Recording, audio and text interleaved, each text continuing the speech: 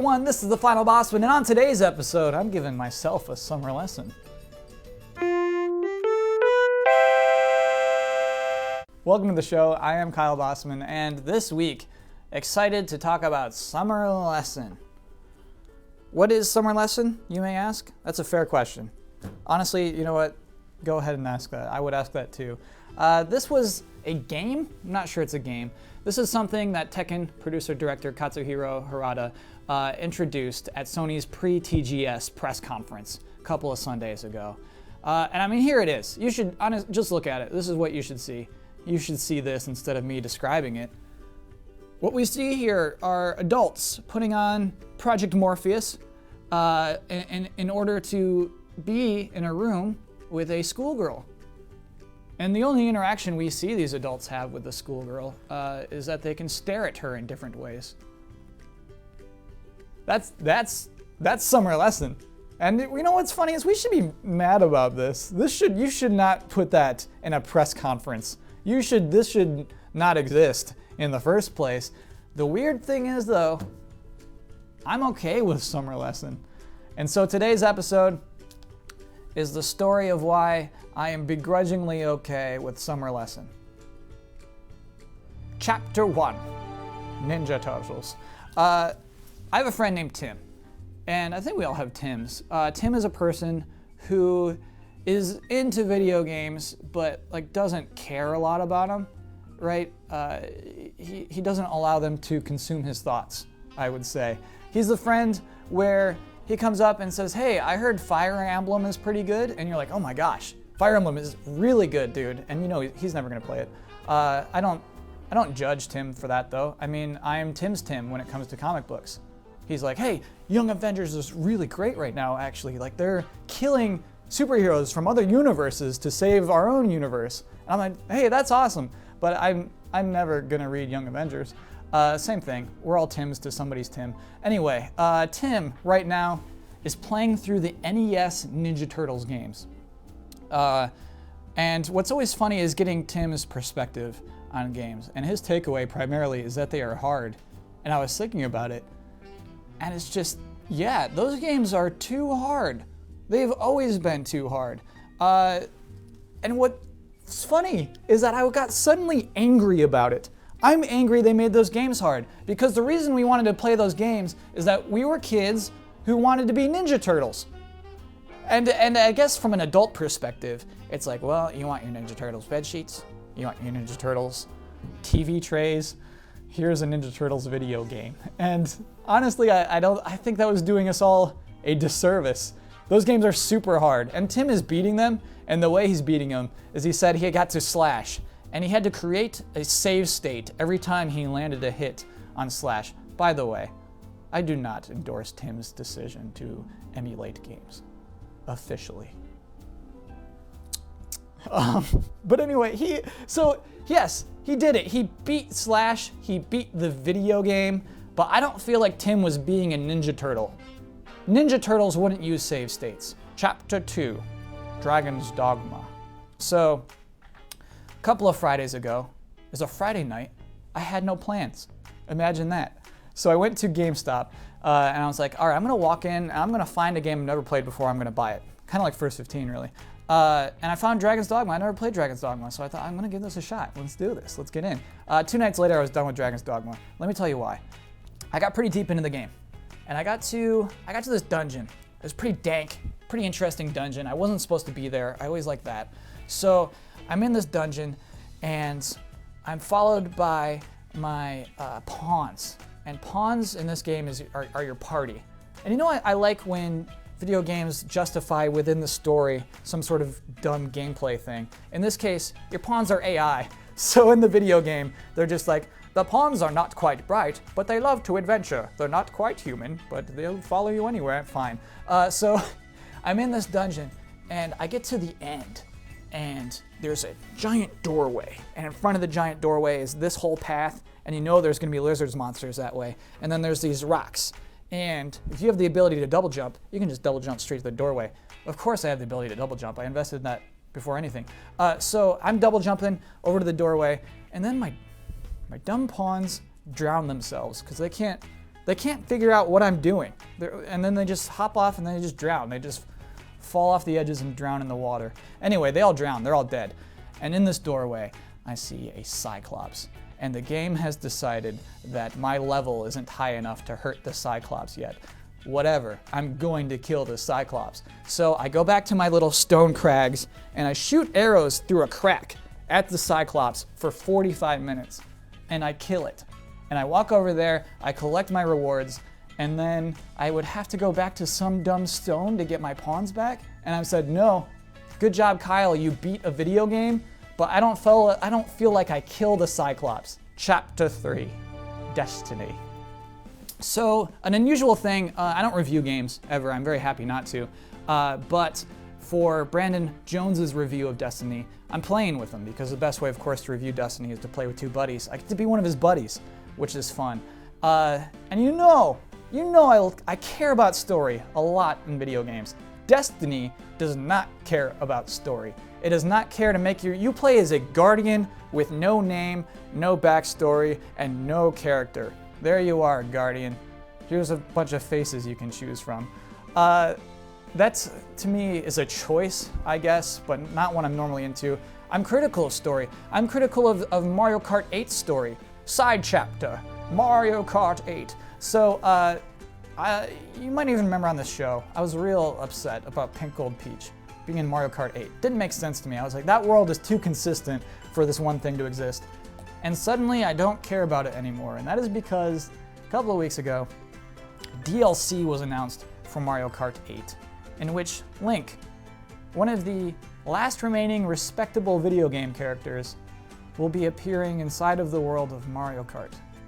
And while part of me probably died on that moment, while probably part of me has gone mad, I'm also like at peace finally with what Mario Kart 8 is all about. I'm at this level of understanding with it. And because of Link appearing in Mario Kart 8, I've found that I've finally been able to let it go. Basically, it was like a romantic comedy where like the jock at the end walks up to that girl and he's just like, no wait, I get it. You want to have fun. Go be with Link. And it's like, oh, the jock's cool. That's fine. Go be free, Mario Kart 8. Have fun. It's like that song, the Let It Go song. I want to let you know of my desire. Let it go. I'm almost on fire. Not a reference Tim would get. Anyway, back to Chapter 3, Destiny. I was having fun with this game despite its lack of story. And it all, to me, made sense in this one point. We're about 10 hours in at this point. We finally get our spaceships. Most of the game, you all have the same spaceships as your buddies, but we all selected from a menu, unlocked some new spaceships, and we hadn't seen them up until a loading screen. We're going to the new planet, and there's our 3 spaceships. And we're saying to each other, despite our delirium, despite playing this game since 5 a.m., we're saying, oh, dude, your spaceship is so cool. No, yours is cool. Oh, man, mine's really rad. Kyle's, yours sucks. No, I kind of like mine. I realize it's brown, but it's cool. We were really excited about each other's spaceships. For why? I mean, we didn't draw them, we didn't create them, we didn't build them, we barely earned them, we just completed a video game mission to get these spaceships. But the thing is, at that point, we were all little boys who were excited to be badass space badasses. We were playing pretend, and we were excited about our spaceships. And to me, that's what Destiny is about. Chapter 4, Summer Lesson. So back to Summer Lesson. Of course, we're back here. Let's be honest, this is a pervy game for pervs. This is a game that Bandai Namco said, hey, pervs, we're making that game that you want. And I kind of like that. Despite everything that Summer Lesson is, it seems like a pretty good perv game. It seems like a game in which you can be a perv to the fullest extent of being perv that the law allows. And to me, that's why it's exciting. This wouldn't exist without VR. And so the reason I'm excited is that I'm hoping that VR opens doors to more video games that are just about being things.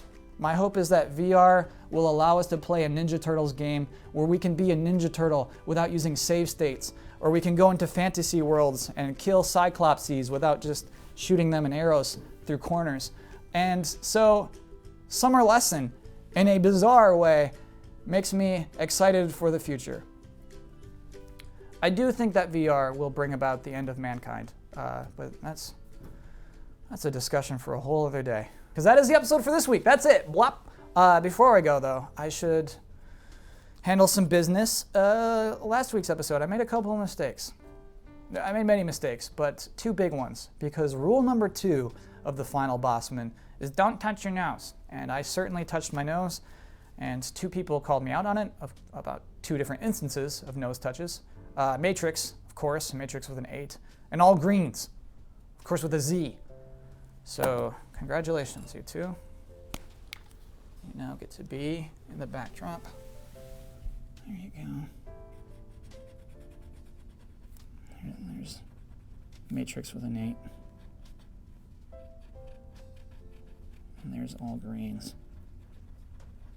Oh, look how happy they look. Good job. You called me out and making a mistake. Hope you enjoy watching that spaceship all day. That's the episode for this week. If you're on Twitter, you can find me at Kyle Bosman. I'll be back here next Wednesday. Hope to see you then. Thanks for watching.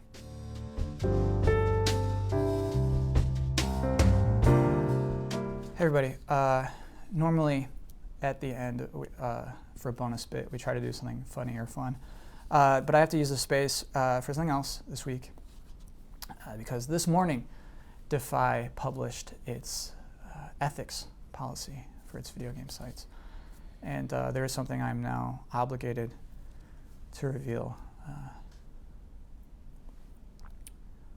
I was, have been, and am a Nintendo fanboy. I have a sometimes irrational attachment to its products and software. And sometimes I have allowed my love for Donkey Kong and double jumps to cloud my judgment. I have at times said that the Wii U is a legitimate gaming console and that the A button belongs on the right. And I am sorry for that. I hope that you can try to find trust in me in the future. Thank you.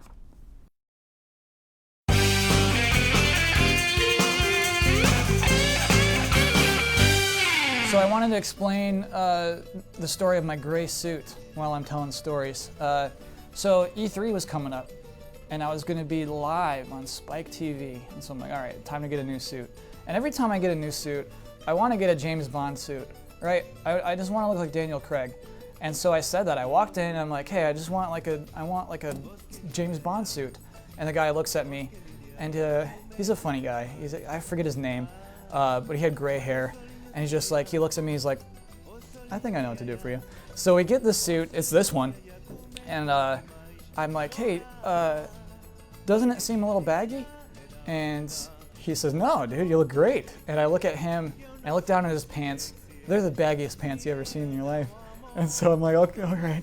This is a story about how passive I am, I guess. And so when we're finally, like, I tried it on, and like I'm signing off on the suit, and you like check all these boxes. And one of the boxes that was checked was for the bottom of the pants. I forget what this is called, but how to sew the bottom of the pants. And he had like the baggiest thing checked. And I'm like, hey, do I get my opinion on this? And he goes, oh, sure, yeah, you could do baggy, or you could do not baggy, or you could do medium. And I'm like, well, what's the difference? And he's like, well, I have the baggy one. And so I said, I'll take medium. And then I went on live TV and did a bad job. End of story. See you next week.